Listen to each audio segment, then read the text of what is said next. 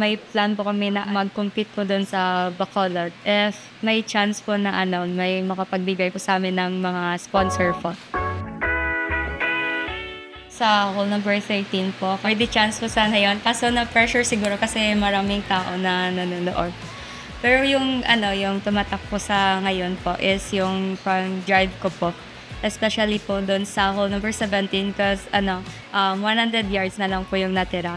And sa hole number 3 po kanina, yung na hazard po yung bola ko. Pero na-save ko po.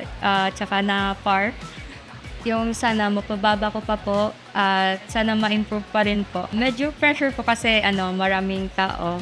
Yung first day po, nakakakaba, nervous po. Pero ngayon po, parang na lang po.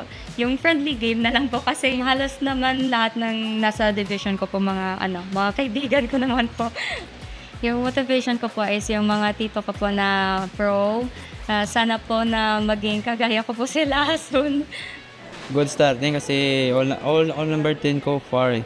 Sabi ko sa next hole, babawi ako. Mas mahirap ngayon ng green. Paintless man, siya lang mahirap. Pero sabi ko, try ko lang para makaya ko eh. Yung plan ko bukas, babawi ako, parang may trail lang laban.